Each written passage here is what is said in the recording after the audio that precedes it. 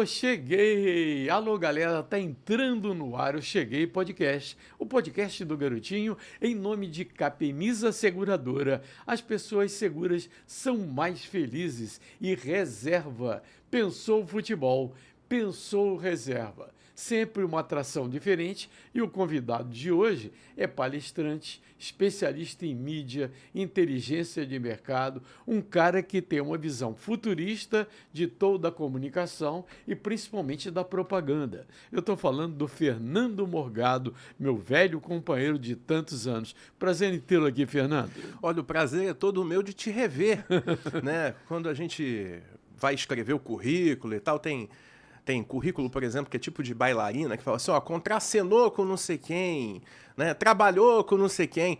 Eu posso botar no currículo com orgulho que fui contemporâneo seu na Rádio Globo. Uma honra danada. A galera toda conhece Silvio Santos, A Trajetória do Mito. O livro que você escreveu, que está tendo repercussão até hoje. Eu queria saber de você o seguinte, como é que você conheceu o Silvio? Eu conheci o Silvio depois do livro lançado, porque... Ah, é? É. Mas ele não autorizou antes? Não. A história é impressionante, porque eu trabalhei 15 anos nesse livro sem ninguém saber. Eu, quando estava na Rádio Globo trabalhando contigo ali, eu já estava pesquisando o livro e ninguém sabia. Foram 15 anos de pesquisa, coletando centenas e centenas de reportagens, entrevistas, gravações em vídeo, áudio, entrevista para rádio, entrevista para TV. Categorizei aquilo tudo, fiz o texto e daí lancei em 2017 pela Matrix, editora. E daí o Silvio ficou sabendo por uma nota na Folha, porque ele assinava a Folha. Até me lembro o dia, porque foi um dia curioso, 1º de abril, né? Mas não era mentira. E daí era um sábado, na segunda-feira. Ele fala com a secretária dele, a dona Zilda, e fala, olha, fiquei sabendo que vão lançar um livro sobre mim e eu quero comprar um exemplar. Imagina, ele pediu para comprar um exemplar, pô. E daí e a gente tem que divulgar. Daí a dona Zilda, corretamente, respondeu, né? Mas, seu Silvio, a dona Zilda trabalhou com ele 50 anos. Mas, seu Silvio, o senhor conhece o autor? Eu não. O senhor não leu o livro? Também não. Tentei comprar pela internet, mas não consegui. Que o livro, na verdade, ainda não tinha chegado nas livrarias. Estava saindo da gráfica. Ela falou, não, seu Silvio, o senhor não pode fazer isso. O senhor não pode começar a divulgar sem antes ter lido o livro e sem conhecer o autor. Ela falou, não, então tá bom, vê aí, mas... mas não tem problema. Dá para começar a divulgar porque ele não me pediu dinheiro, ele não foi para a porta do SBT, ele não foi para a porta do Jaça, ele deve ser honesto. Eu disse, não, para. Eu vou comprar o exemplar, vou te dar, você lê e aí o senhor avalia. E daí assim foi feito. Ele recebeu o exemplar na própria segunda-feira e na terça-feira ele começou a divulgar de graça no SBT. Foram 6 meses...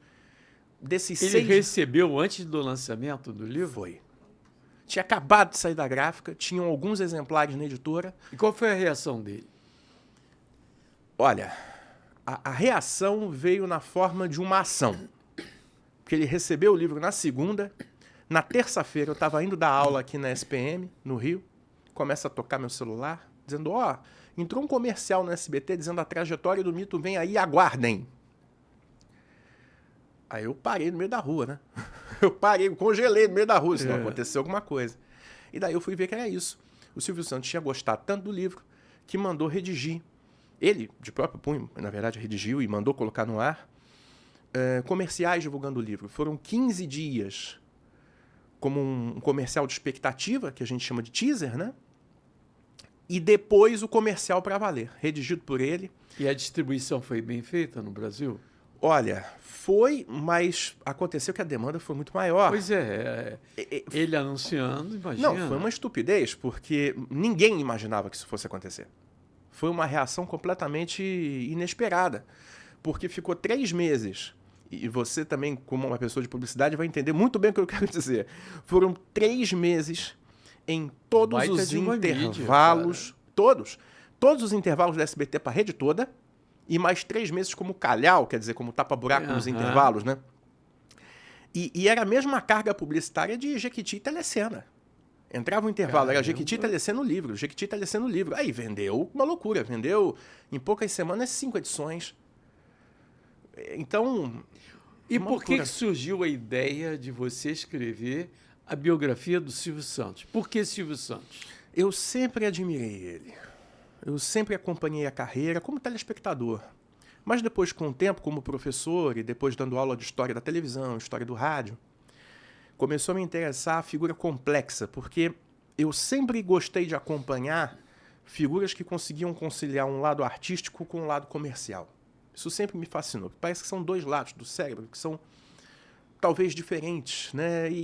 Mas talvez tem a ver um com o outro. Exatamente. É. Então, uma complexidade aí. E esse tipo de figura sempre me fascinou. Agora, o fato dele ter sido camelô ajudou a ser um bom vendedor? Muito. Muito. Conhecer o outro lado, a outra ponta, o público em si? E mais, ajudou ele a entender o que é o brasileiro. Quem é o brasileiro? Esse fato de estar perto do povo, do contato direto, dessa alma popular. Ninguém contou para ele como é que é. Ele viveu isso. Olha, o Fernando, eu estou conversando com o Fernando Morgado, um especialista em mídia e inteligência de mercado, que escreveu o livro sobre a vida do Silvio Santos. Temos as fotos aí, não temos? Do Fernando Morgado, no programa do Silvio Santos. Isso foi em que ano? Isso foi 2017. 2017. E aí teve esse encontro que, na verdade, foi originado por uma carta, porque depois de 3 meses do Silvio divulgando meu livro de graça, eu falei, eu preciso agradecer esse homem de algum jeito, porque eu não tinha contato com ele. E daí eu consegui, por indicação, que, olha, manda uma carta por escrito para ele, porque ele quer carta em papel. Aham. E, bom, aí eu mandei uma carta não usava o e-mail, não, né? Ele tinha e-mail, e ao contrário... Tem outra foto aí, não tem? E ao contrário do que ele dizia, essa aí tá ele... E ao contrário do que ele dizia, ele tinha o WhatsApp também. Mas pouca gente tinha o número dele. Mas eu mandei uma carta para ele e falei, olha, só tenho a lhe agradecer, mas se houvesse a possibilidade de eu apertar sua mão e lhe dizer muito obrigado, só isso. E ele me respondeu no ar. Falou, então pode vir, não tem problema nenhum. Aí eu fui tentar arranjar um jeito de ir e fui. E foi quando a gente se encontrou. Você sabe que eu tive um contato com o Silvio, foi em 81, tinha Jogo das Famílias, e Sim. era o time era eu, o Júnior, que hoje é comentarista da TV Globo, o Apolinho, o Denis Menezes e o Raul Plasman, ex-goleiro do Flamengo, do Cruzeiro e tal, campeão do mundo pelo Flamengo. E o contato que eu tive com ele, eu senti dele, ele me conhecia de nome, eu senti do Silvio Santos, que era um cara inteiramente desligado do mundo, apenas focado nos negócios dele. Ou seja, ele chegou e me perguntou logo, como é que vai o Oduvaldo Cosi? Aí eu falei, o Silvio, o Oduvaldo Cosi já é viaduto no Rio de Janeiro. Aí, mas como? Eu digo, já morreu. Quer dizer, aquela época de Baú da Felicidade, Tamancavi, aí eu me lembro que o sobrinho dele, que foi quem me foi pegar no aeroporto, falou assim, não, ele é inteiramente desligado das coisas. Agora, ele sabe tudo das empresas dele, de cabeça, acompanha tudo. Você teve essa sensação? Alguém passou essa informação? Eu tive a seguinte sensação, de que muitas vezes, e além de estar com ele nesse momento, eu acompanhei a gravação inteira. E ele, imagine, já caminhando para os 90, gravava de 11 da manhã às 6 da tarde, com muita energia. Eu tive a seguinte sensação. E comendo coisinhas leves, né? Frutinha muito, e tal. Muito. Cafezinho com leite. Impressionante. Eu tive a seguinte sensação, de que o Silvio Santos, apresentador, era uma pessoa. Uma pessoa que a gente pode dizer assim, hermética, fechada, alheia, e que muitas vezes até se fazia de desentendido, mas às vezes para arrancar informação, quebrar gelo, Porque o Cenoura Bravanel, a pessoa que criou e alimentou esse Silvio Santos, não era tão desligada assim, não. E tinha uma... Isso é uma coisa que eu ouvi muito. Tinha uma forma de enxergar as pessoas, de ver as pessoas e de fazer juízo de valor das pessoas muito rapidamente, com muita precisão. Ele não era bobo. Ele podia, às vezes, como eu disse, enquanto Silvio Santos, se fazer de bobo em alguns momentos. Mas bobo, ele não era, não. E agora a gente está conversando, até por uma coincidência. Domingo agora, completa-se 1 ano do falecimento do Silvio. Exatamente 1 ano. Dia 17. Dia 17. Uhum. 2 dias antes do aniversário do SBT de São Paulo, né? É. Uma coisa que eu admirava no Silvio é que ele prestigiava aqueles caras mais antigos. Como acontecia com o Chico Anísio. Tinha integrante do Chico Anísio Show, do Chico City, que o carro da TV Globo ia parar no Retiro dos Artistas. Gente hospedada lá, já com acima de 80 anos. E o Silvio prestigiava esses velhos companheiros, né? Eu vi isso. Quando eu estive lá, eu fiquei na coxia, né? Eu coxiei a parte de trás do cenário. E lá estava o Seu Assis. Seu Assis era um senhor que ele trabalhava com o Silvio desde o tempo da Rádio Nacional de São Paulo, que depois virou Rádio Globo. E eu trabalhei na Rádio Nacional do Rio, Rio. no período que o Silvio fazia programa de manhã na Sim. Rádio Nacional de São Paulo. E que passava aqui também, Passava na também Nacional aqui. do Rio. 9 horas da manhã. Pois é. E o Seu Logo Assis... depois do Omar Cardoso fazendo o horóscopo de Campinas para o Brasil inteiro. Que passou o Brasil inteiro, né? Olha só. Não, era uma baita programação da Nacional nessa época, era uma baita programação. Você chegou a pegar o J. Silvestre lá na Rádio Brás? Lógico. Pô. Foi meu diretor. Você vê, né? Eu acompanhei a entrada e a demissão dele. Depois eu vou ver essa história. Mas lá ficava o Seu Assis. Seu Assis, um senhor que trabalhava com o Silvio desde o tempo da Rádio Nacional de São Paulo. Era um contínuo, um faz-tudo. E décadas e décadas e décadas. No fim da vida, qual era a função do Seu Assis? Era ir, pegava um carro do SBT, ia até a casa dele, pegava, trazia para o SBT, ele pegava um banquinho, sentava, ficava assistindo a gravação até a hora que se cansasse. Quando ele se cansava, levantava, ia para o carro e voltava para casa. O único trabalho que ele tinha, além desse, era dobrar os aviõezinhos de dinheiro que o Silvio jogava. Então, ele fazia isso. Ele sentava, dobrava os aviõezinhos com as notas de 100. O Seu Assis morreu antes do Silvio? Olha, eu não sei como está o Seu Assis. Eu não sei. O que eu sei é que ele pegava as notas, pegava os aviõezinhos, colocava num porta-lápis. Esse detalhe pouca gente sabe. O Silvio, ele saía do camarim com o paletó aberto, e daí tinha uma senha no SBT, que era o seguinte: quando ele saía assoviando e cantando, é porque ele estava de um jeito. Se ele saía mais sisudo, se ele não conversava com ninguém, sai de perto porque tá com problema. E aí, quando ele saía do camarim, atrás da tapadeira do cenário, tinha uma mesinha. Nessa mesinha tinha uma caixa de MDF, uma caixa de madeira assim aberta, com os maços de dinheiro vivo. Ali, aberto na frente da produção, ninguém pegava. Aí ele pegava aquele dinheiro, botava no paletó, enchia os bolsos, e num porta-lápis tinha os aviõezinhos. E daí ele enchia também com os aviõezinhos, fechava o paletó e entrava. Quando ele metia a mão no bolso, já sabia se era de 100 ou de 50. Ele sabia a posição, ele botava botava assim, assado. Qual foi o primeiro contato que você teve para escrever essa história do Silvio Santos? Olha, eu acompanho Primeiro o Silvio... contato. Nossa, eu acompanho o Silvio desde que me entendo por gente, mas para começar a pesquisa mesmo foi quando eu comecei a coletar de uma maneira mais sistemática as reportagens dele, e especialmente as raríssimas entrevistas que ele deu. Porque o meu livro, na verdade, se divide em 2. Tem o meu texto, e logo depois do meu texto, em cada capítulo, tem as aspas do Silvio Santos. Porque o que eu pensei?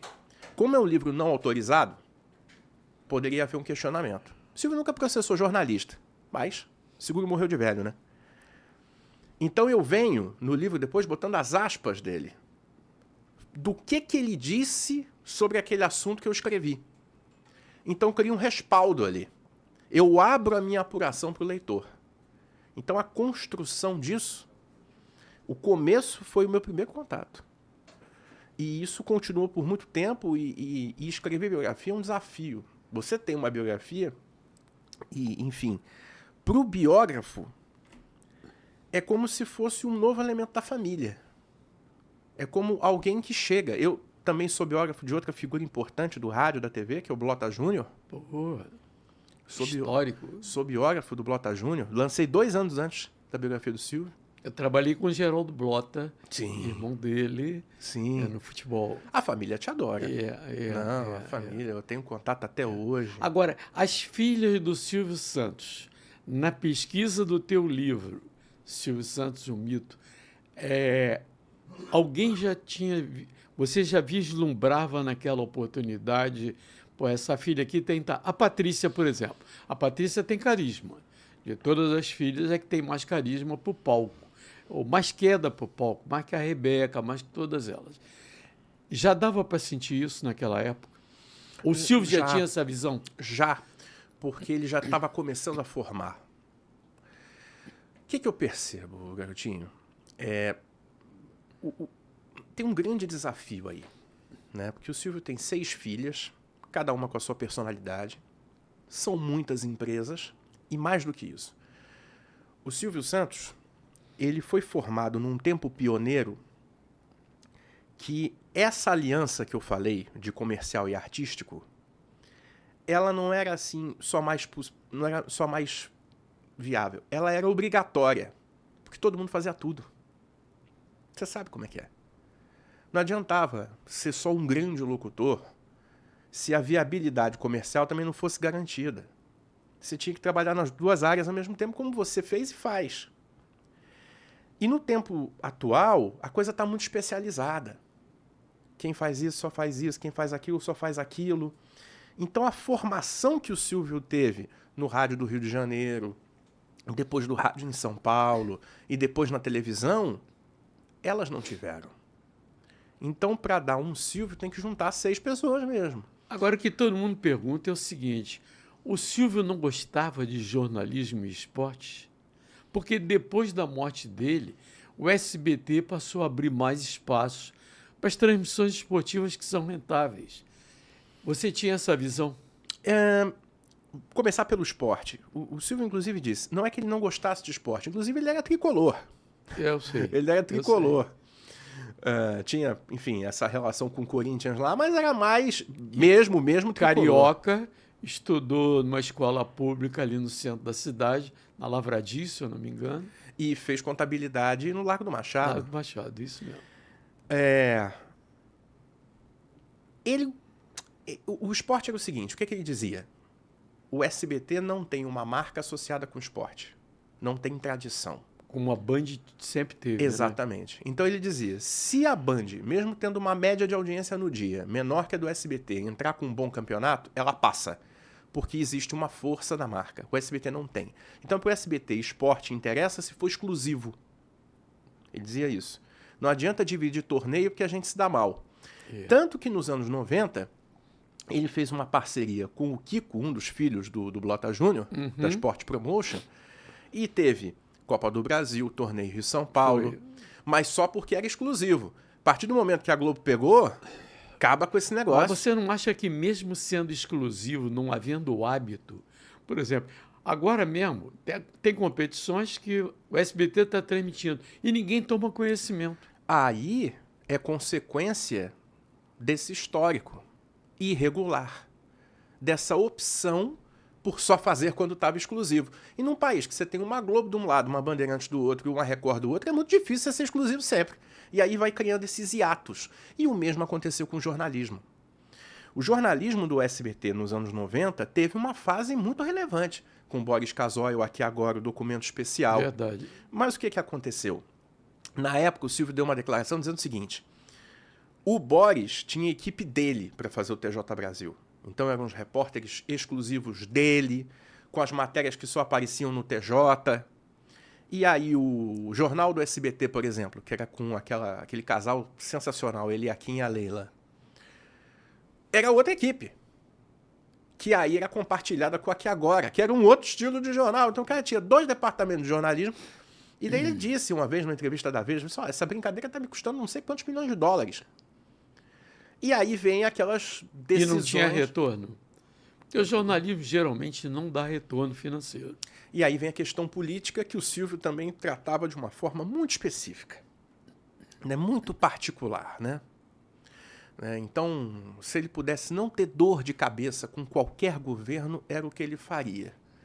E foi assim que ele seguiu. Então, jornalismo e esporte, ele teve essas visões que deram um histórico muito irregular e que isso prejudica com certeza até hoje o SBT. Fernando Morgado, especialista em mídia e inteligência de mercado, é o convidado de hoje aqui do Cheguei Podcast. Agora tem o recadinho da Med Leveson para você. Entrou um QR Code na tela, né? Tudo agora é QR Code, né? Até cardápio de restaurante. Eu prefiro o cardápio impresso. Mas alguns QR Codes são muito úteis para descobrir vantagens e promoções ótimas. Podem até mudar a nossa vida. É o caso desse QR Code. O code do Super Saudável Shop, que está na tela. Nele você encontra o melhor preço de produtos de qualidade para a saúde e bem-estar de modo geral. Para você que tem diabetes ou tem alguém na família que tem diabetes, o Super Saudável Shop é especialista no assunto e traz desde as tiras de glicose tradicionais até a tecnologia do Smart, com monitoramento contínuo via Bluetooth, 24 horas por dia, deixando você sempre seguro, seja a sua diabetes tipo 1 ou tipo 2. Enquanto você assiste o filme do Smart Med Leveson, eu recomendo que você aponte seu celular para o QR Code. Entre no site e cuide da sua saúde. A diabetes é uma briga. É luta com docinho, pão francês, contra aquela dose a mais na sexta-feira. Luta contra a glicemia sobe quando despenca. É luta de dia, de noite, de madrugada. Até minha filha de 2 anos já entrou na luta. E sabe como resolve essa luta? É aqui, ó. No braço. Monitore sua glicemia 24 horas automaticamente com a tecnologia Smart. Seja Smart.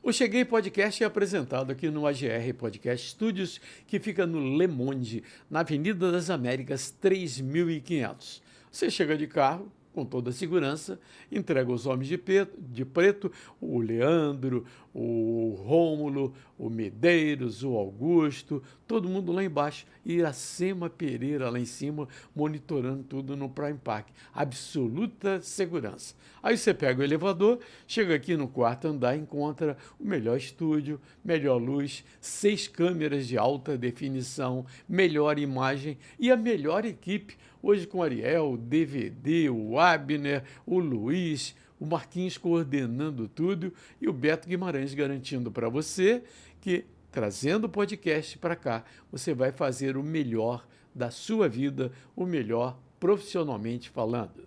AGR Podcast Studios. Existe algum segredo para o sucesso na comunicação? Olha, olhando tantas histórias de comunicadores, eu diria que posso dizer 2? Lógico. Um é saber ler o povo, tirando de si vícios e gostos pessoais. Porque um erro que eu vejo muito comum é a pessoa achar que que o público gosta exatamente daquilo que você gosta. Isso eu vejo. Aliás, tivemos exemplos recentes no rádio brasileiro de projetos trágicos porque a pessoa, o diretor lá entrou e falou assim, eu quero fazer porque eu gosto desse tipo de rádio ou porque a minha filha gosta. Isso é um terror. Então ter esse exercício de empatia, quer dizer, se colocar no lugar do outro. Esse é o ponto 1. E o segundo é não ser só artista ou ser só vendedor. É juntar os dois. Ter o talento para perceber que a comunicação, ela é também um negócio. Ela ajuda as pessoas, ela traz informação relevante, ela entretém, ela diverte, ela faz companhia, mas ela também ativa a economia, gera emprego, gera consumo. Então, ter esses dois olhares, porque às vezes também eu vejo muito só artista e não trata bem o anunciante, não tem uma boa relação com ele, não se preocupa com o resultado, enfim, com uma boa entrega. É o que eu tô vendo hoje em dia muito em rede social. Esses influenciadores aí que conseguem um dinheirão. Eu ia levantar essa bola exatamente para você. Destrata o anunciante, garotinho.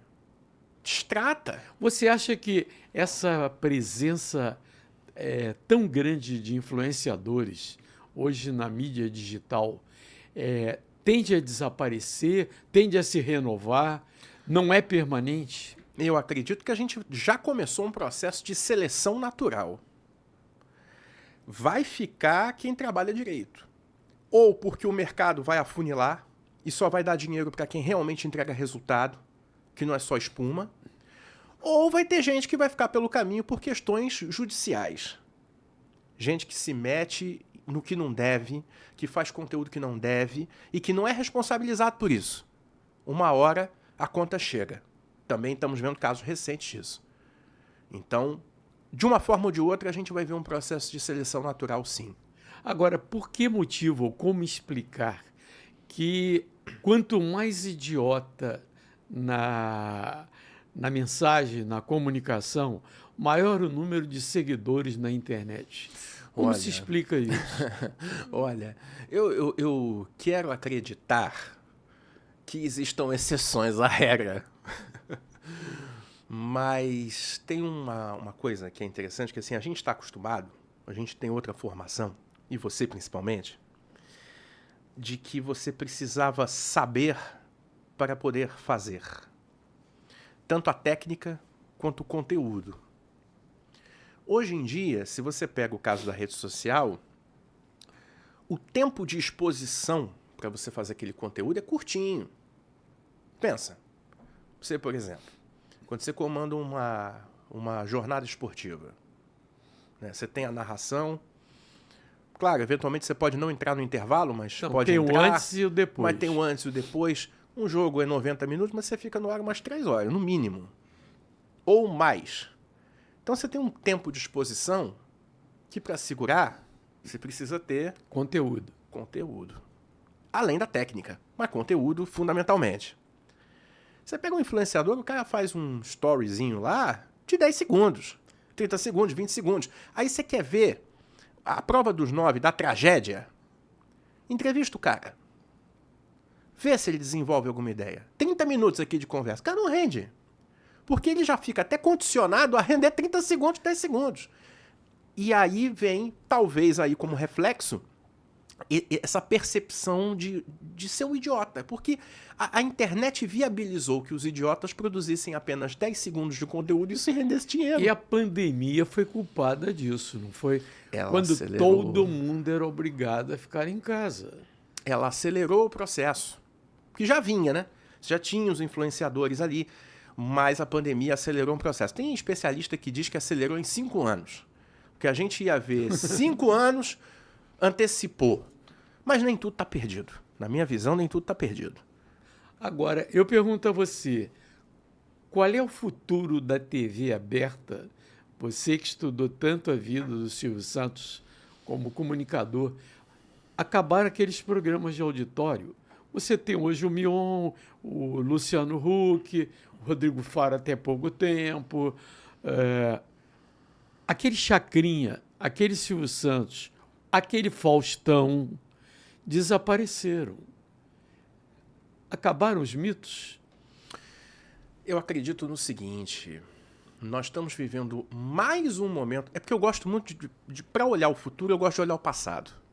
Eu gosto de olhar a história, porque a história traz pra gente uma série de lições e a gente vê que as coisas se repetem. Eu tinha um professor no Pedro II que falava, a história é você reprisar aquilo do passado no presente e projetando o futuro. É para isso. E daí, quando a gente olha a história, a gente vê que em alguns momentos da televisão existiram movimentos de diretores para tentar tirar esses talentos. Porque se enxergava uma dependência enorme deles. É a mesma coisa do rádio. Tá? Mesma coisa do rádio. Lembra aquela época que diziam, não, vamos tirar nome de comunicador do programa? Lembra? Eu me lembro. Por quê? Porque achava-se que com isso... Manhã da Globo, tarde da Globo, né? Não, com isso a gente vai depender menos da pessoa. Desvalorizá-los. Só que o Manhã da Globo era o Canásio, era o Loureiro. Era o programa do Canásio, o programa do Loureiro. É a mesma coisa. De tarde era o Alexandre Ferreira. E a dependência continuava igual.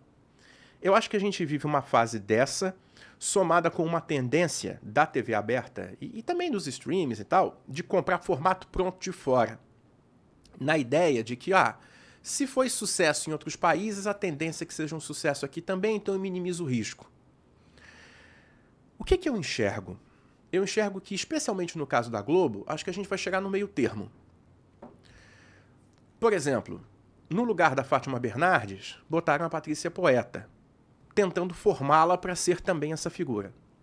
No dia que a Ana Maria Braga decidir se aposentar, não vai dar para ficar botando um formato estrangeiro. Vai ter que botar alguém. Quem? Não sabemos. Contrataram a Eliana. Por enquanto ela não está na posição que ela deve na TV aberta. Mas vão ter que colocar. Que é no auditório. E com um programa que tem a cara dela. É isso que ela merece. É isso que ela merece. O Mion tá indo no sábado. Tem suas questões ali o programa dele, mas enfim. E o Luciano Huck tá indo no domingo. O que eu acredito que talvez seja o ponto? Tá faltando uma renovação maior. Tá faltando mais gente. E aí, não é porque eu tô aqui, e nem pelo nosso histórico de rádio, mas eu sinto falta, isso sim, da contribuição do rádio para a formação desses talentos. Porque você vê que os melhores, todos vieram do rádio. Todos, sem exceção. Mesmo dessa nova geração. Até o Luciano Huck, por exemplo, ele teve passagem por rádio, ele foi sócio de rádio. Enfim, falta isso. Falta, que é um ponto em comum. E sabe por quê? Que vai ter que dar um jeito nisso para tentar consertar essa rota?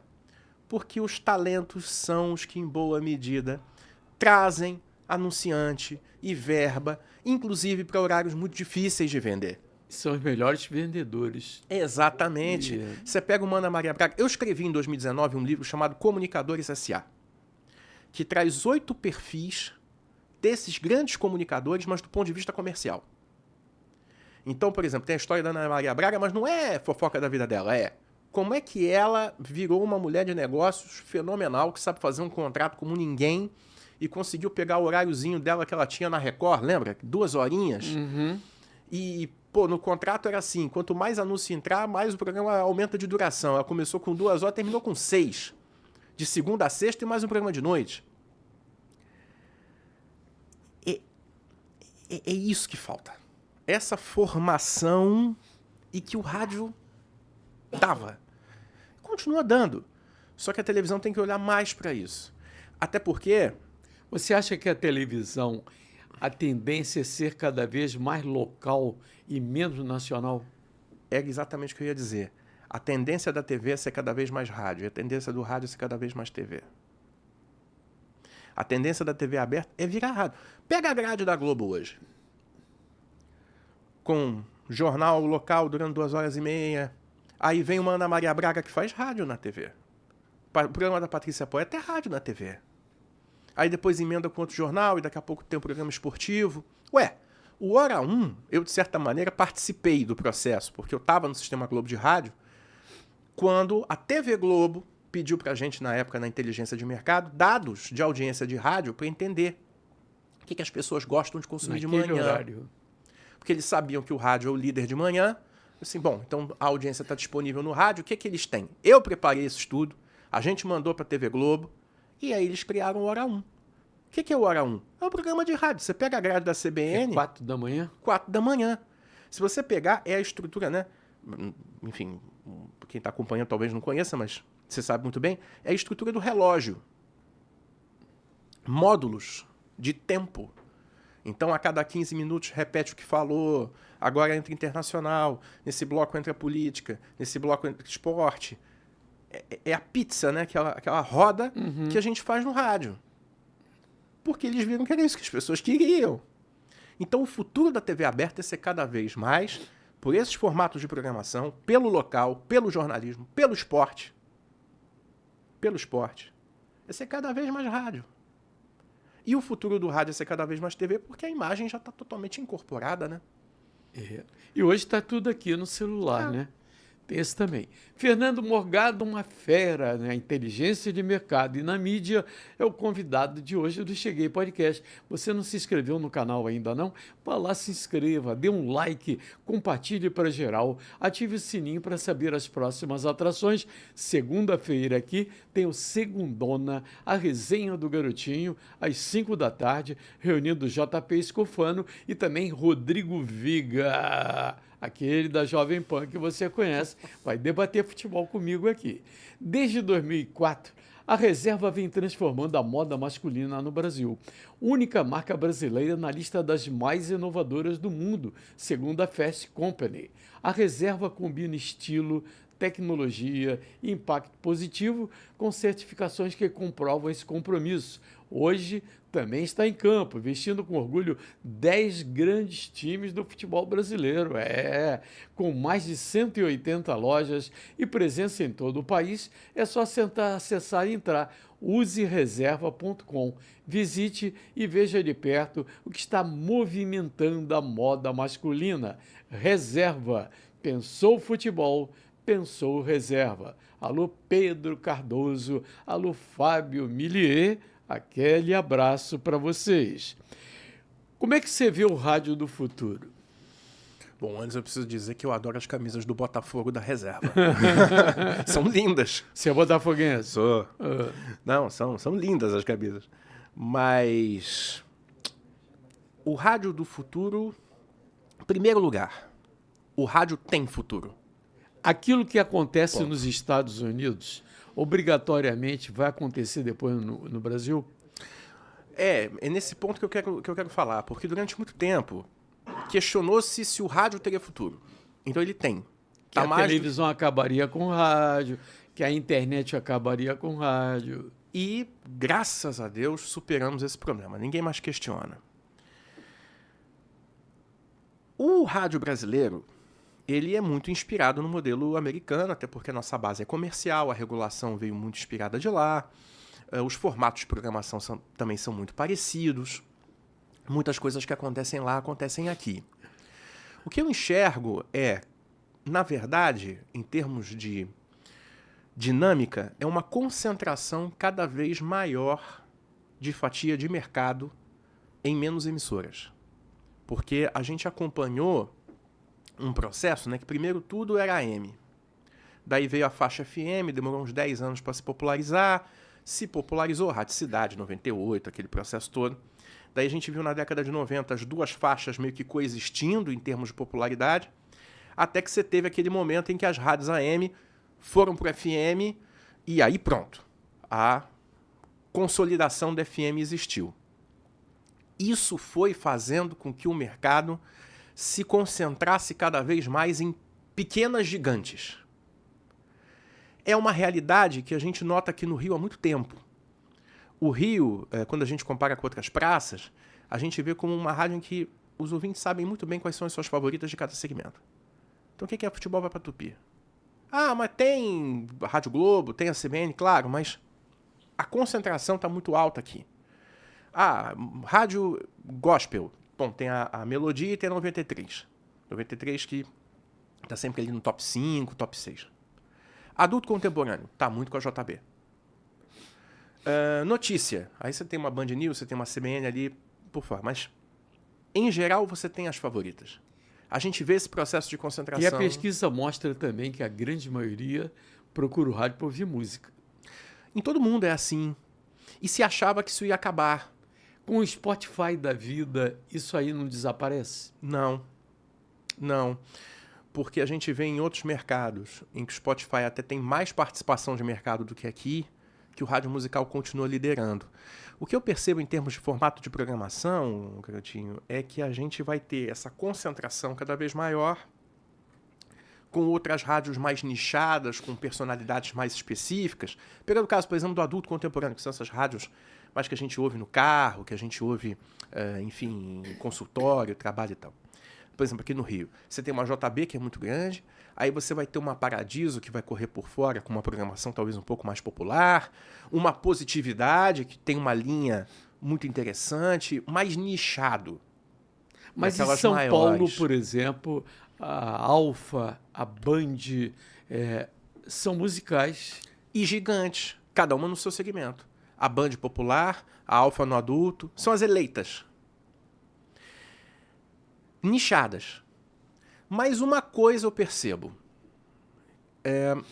Em algumas dessas programações, a gente vai ver cada vez mais, ainda que mantendo a linha musical, mais entradas de jornalismo. Maior presença, né? Maior presença. E principalmente local, né? Total. Total. Mesmo nas redes. O RJ hoje tem mais presença do que o Jornal Nacional, no Rio de Janeiro. E em outras praças, isso já acontecia em Porto Alegre, por exemplo. O RBS Notícias, o Jornal do Almoço, arrebentando. Mas lá é muito mais regional, né? Domingo de manhã, TV Gaúcha, por exemplo, tem muita... aquele CGT... Galpão Crioulo. Galpão Crioulo. CTG, né? Centro de Tradições Gaúchas. Tem muita programação local e você sente... Tem que ter. Essa identificação. E o que eu percebo é isso. Você vai manter até aquele eixo musical, nessas rádios musicais, mas com entradas de jornalismo bem pontuadas, marcadas dentro da personalidade da rádio, mas sem comprometer o musical. É o que a JB já faz há muito tempo, é o que a Alfa procura fazer, é o que a Alvorada procura fazer. E, de todos esses formatos de programação, sem dúvida nenhuma, as rádios adultas, ou seja, essas que eu citei agora, crescem ainda mais.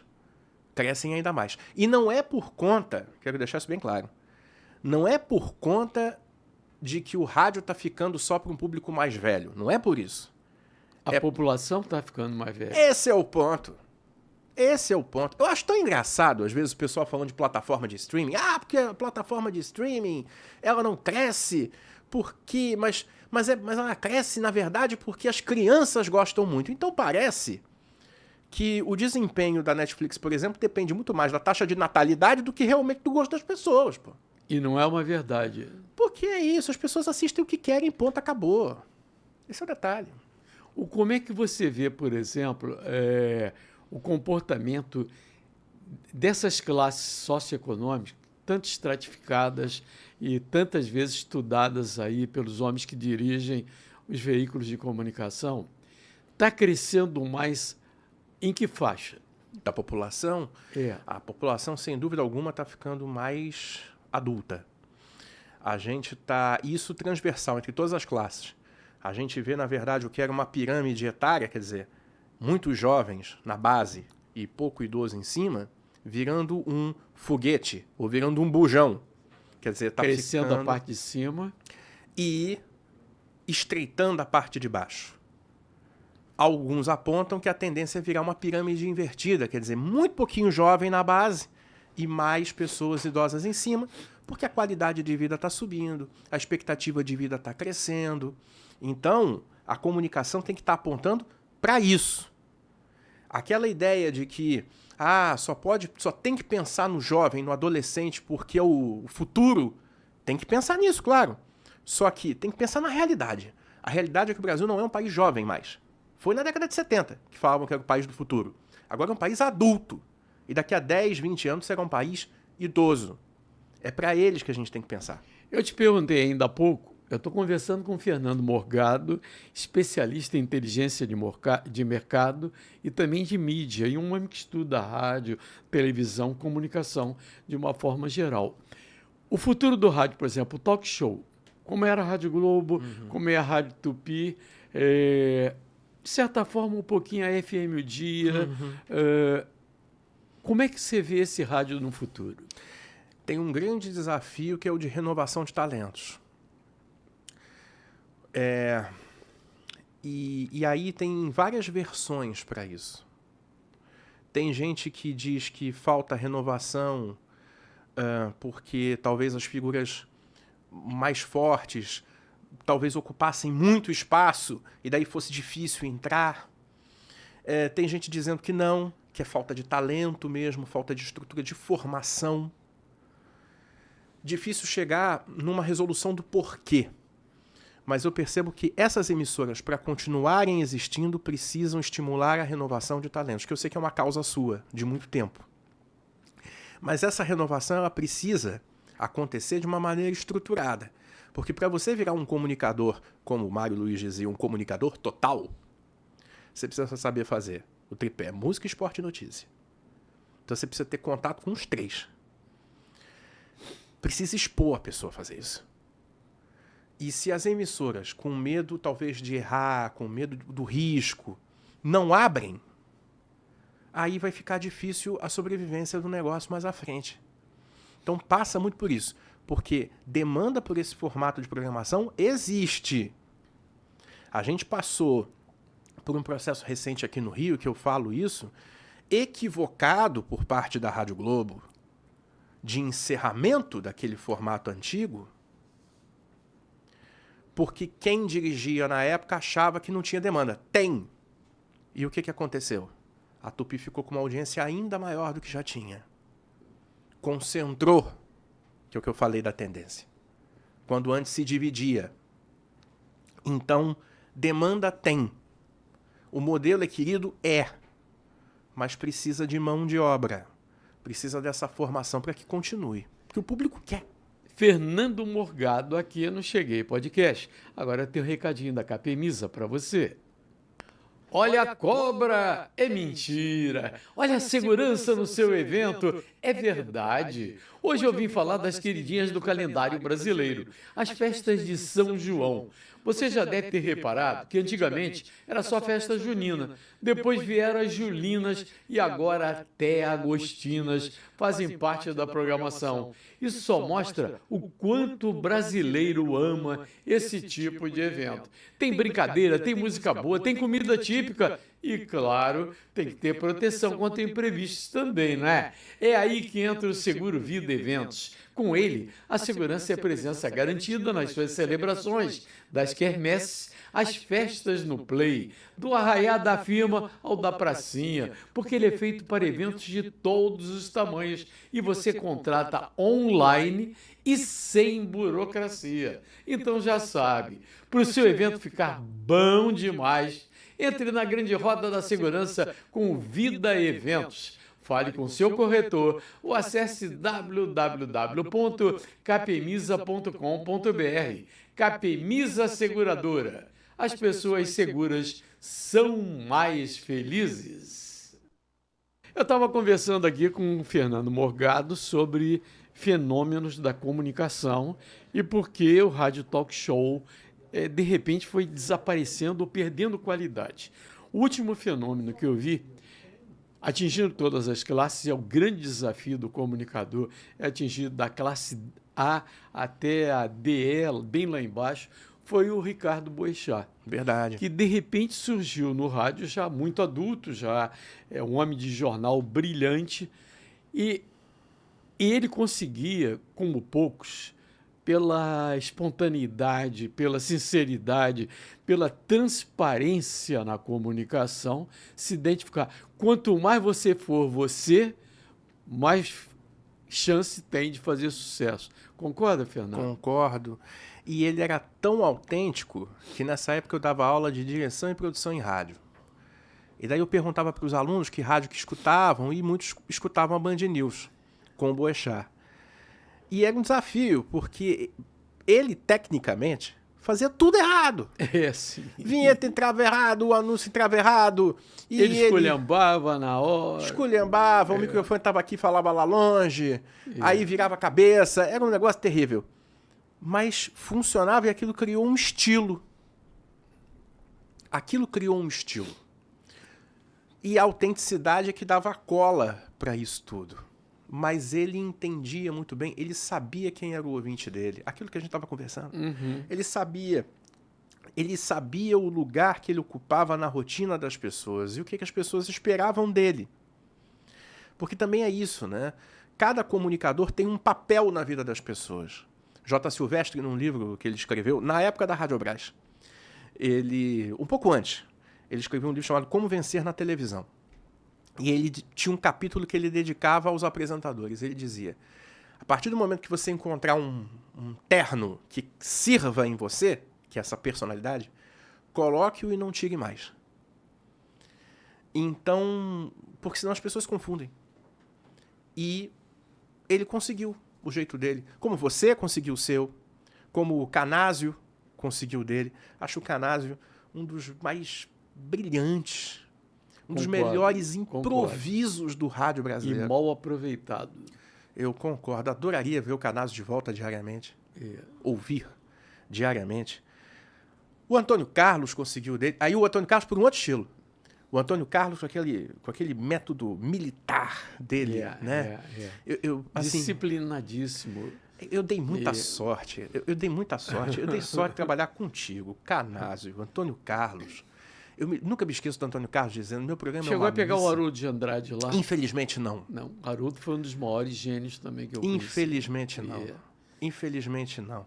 E eu me lembro do Antônio Carlos dizendo, e deve dizer a mesma coisa até hoje, porque ele repete, né, que o meu programa é uma missa, todo mundo sabe a hora que senta, que levanta, que ajoelha.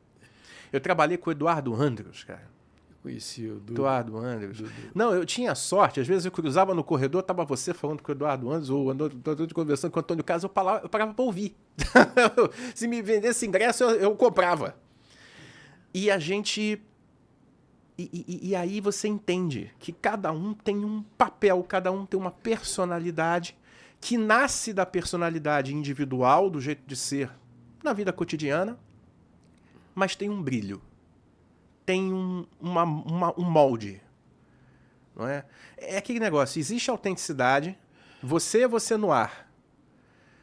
Você, Zé Carlos Araújo. O rádio permite isso. Mas é você moldado para o formato. Então, talvez o garotinho, por exemplo, não fique triste necessariamente, porque é o cara que transmite alegria, é o cara que transmite emoção, que é uma coisa que, por exemplo, o Silvio também tinha. O Silvio, ele tinha a percepção de que o Silvio Santos não fica triste. E era o homem sorriso exatamente por isso. Não fica doente, não dá má notícia. Aliás, eu vou te dizer uma coisa. Tinha um locutor, ele já faleceu, chamado Roberto Figueiredo. Sim, foi repórter durante muito tempo. Que foi no horário do Haroldo, quando ele foi para Bandeirantes. Chegou a pegar o horário de Haroldo. E o Roberto Figueiredo tinha uma técnica que, para ser bom comunicador, tinha que falar sorrindo. Uhum. E ele era um cara sério, quer dizer, não era um cara que sorria. Então ele tentava fazer, e é aquele negócio da nota de falecimento sorrindo, né? É a mesma coisa. Você não vai melhorar a comunicação. Mas de certa forma, era o estilo do Silvio, era exatamente esse. Ele era um vendedor de alegria. Vendedor de esperança, vendedor de alegria, que casava com o estilo dos programas, mas também com aquilo que ele vendia enquanto produtos e serviços. Uhum. Né? O sorteio, o prêmio, ganhar dinheiro, ganhar uma casa, ganhar um carro, mudar de vida. Você falou ainda há pouco que não está havendo renovação. Eu concordo. No humor, mudou inteiramente aquilo que era o Chico, o Jô, o Renato Aragão, mais para pastelão. Uhum. Não é? Onde vai chegar o humor nessa comunicação? Olha, se a gente for tratar especificamente do caso da TV, tem uma dificuldade enorme. Eu acho, por exemplo, o Tom Cavalcante mal aproveitado. Total. Mal aproveitado. Total. O talento que ele tem. Total. Mas no humor, o buraco é mais embaixo. Na televisão, não fala especificamente da televisão. O buraco é mais embaixo porque existe a pressão também das marcas. Existe uma coisa de que certos temas não podem ser tratados. A liberdade não é absoluta. A política, que sempre foi uma base do humor, hoje não pode ser utilizada. Né? Exatamente. E outras pautas sociais. Então você limita muito a caixa de ferramentas do humorista. Se você olhar, por exemplo, por que a TV pública, as TVs estatais, nunca tiveram humor? Porque o humor, por definição, ele é crítico. Ele é ácido, ele é cruel, ele pega o político e acaba com ele se for necessário. E a TV comercial sempre teve mais essa liberdade, de certa maneira. Só que hoje em dia não tem mais. O mimimi impediu isso. E aí você tem que calcular, e não é só no humor, é em tudo. Não é? Dependendo, talvez, um bordão que você queira cunhar, você já tem que pensar 12 vezes antes de fazer. É verdade. Porque você vai ser mal interpretado e aí talvez você perca a audiência e perca principalmente verba. Então, mas pro humor é pior ainda. Então eu vejo com uma certa dificuldade. A gente às vezes vê aí a televisão tentando se encaixar para encontrar um meio do caminho, mas é muito difícil. E aí o que fica? A Praça é Nossa. Que é o humor mais tradicional. Num horário fora da audiência, né? Mas ele fica muito mais pelo formato, que é matador, que é genial, que é simples. Uma escolinha estaria hoje Exatamente. em alto nível. Exatamente. Aí você vê, tentaram fazer a escolinha. Talvez ela não tenha ido mais adiante exatamente por essa questão dos temas e da pressão, talvez, de mercado. Porque o formato em si teria vida longa. É verdade. Claro. Fernando Morgado é o convidado de hoje do Cheguei Podcast. Alô, galera que adora um bom drink. Já conhece a novidade? Kenny Gin chegou e já virou o queridinho de todos os momentos. Com a Kenny na mão, é golão, golão, golão. É ou não é, Walter Ribas? E aí, galera, você que curte uma festa, Bananinha Mineira chegou para ser a estrela das rodas de amigos, docinha na boca e forte do jeito que ninguém esquece. Bananinha Mineira, a dose certa de diversão. E o Charlie Menezes está lembrando. Você já conhece Checkmate? Checkmate é a combinação perfeita de mate, rum, guaraná e limão. Mais leveza, mais sabor, mais refrescância e muito mais liberdade. Checkmate, prepare-se para sentir o gostinho da liberdade. Luciano Araújo está lembrando, hein? Saif, a bola da limpeza, subindo para o norte Fluminense, driblando as manchas e avançando para a Serra Azul, marcando um golão, golão, deixando a nossa cidade cada vez mais maravilhosa. Saif, mais economia para a sua vida. E o Fernando Morgado tá ganhando tudo aqui do Super Giro e também do Saif, subindo para a Serra Azul. Aí Fernando, eu gostei. gostou? Eu gostei. Pô, agora sim. Agora me dei bem. Agora é o ping-pong na reta final. Um orgulho do Fernando Morgado. Um orgulho de ter escrito a biografia do Silvio Santos e ter permitido que novas gerações entendessem melhor o jeito que ele pensa. O gênio. Um arrependimento.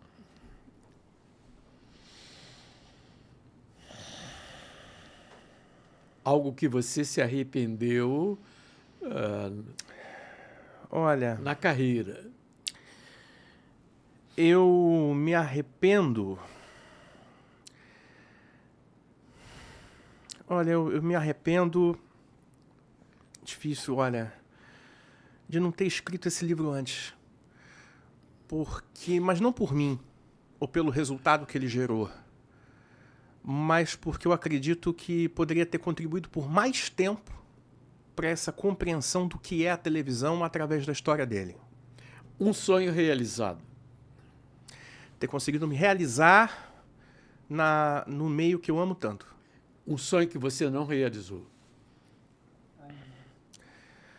Que eu ainda não realizei. Eu tenho tanta coisa por fazer, mas uma coisa que eu não realizei é talvez reforçar o trabalho internacional. Eu já tenho livros lançados lá fora, mas eu quero muito reforçar isso. E vem novidade boa por aí. Um projeto que não deu certo. E eu tenho alguns. Uma coisa que não deu certo não foi só por mim, mas eu não diria que não deu certo, mas não teve a continuidade que poderia ter tido. Talvez, por exemplo, as aulas que eu ministrava na faixa. Eu era muito feliz na faculdade Ariel Alonso, mas infelizmente eu não pude continuar por conta de outros trabalhos. Mas eu adorava trabalhar lá e é uma frustração que eu tenho. Gostaria de ter continuado por mais tempo. Continuo na SPM, mas a faixa era um lugar maravilhoso. Um livro que você pensa em escrever. Tem um que virá e que eu não posso dar detalhe agora, mas é um livro que tem a ver justamente com o nosso mercado de rádio e televisão. Vai ser um livro bastante objetivo para ler no celular e que eu acredito que pode ajudar todo o nosso mercado. Eu confesso que o público está acompanhando Fernando Morgado, especialista em inteligência de mercado, em mídia, seria um homem ideal para dirigir hoje uma rádio ou uma televisão, com visão do futuro. Queria que, para encerrar, você definisse o Fernando Morgado em uma frase. Bom, antes eu preciso te agradecer por isso. Muito obrigado, é uma honra. E se isso é verdade, é porque eu trabalhei com gente como você. Eu, quando eu trabalhava no Sistema Globo, eu te disse isso uma vez. Eu não ficava nervoso com o pessoal quando eu ia apresentar relatório de audiência, não. Mas com você eu ficava. Mas eu ficava não era porque você intimidasse, até porque todo mundo do mercado sabe que você é uma pessoa extremamente educada e gentil. Mas é pelo que você sabe e pelo que você representa para quem ama a rádio. Não é só para torcedor, não. É para quem ama a rádio. Você ama esse negócio, sabe muito. Então, eu sou muito agradecido por isso. E com relação à definição, numa frase. Uma pessoa profundamente apaixonada por rádio e televisão. Fernando Morgado, obrigado pela presença. Eu te agradeço. Um futuro brilhante, eu desejo do fundo do coração e tenho certeza que ele virá. Muito obrigado. Obrigado. Segunda-feira, a gente estará de volta aqui com Segundona, a resenha do Garotinho. Ótimo final de semana. Até lá.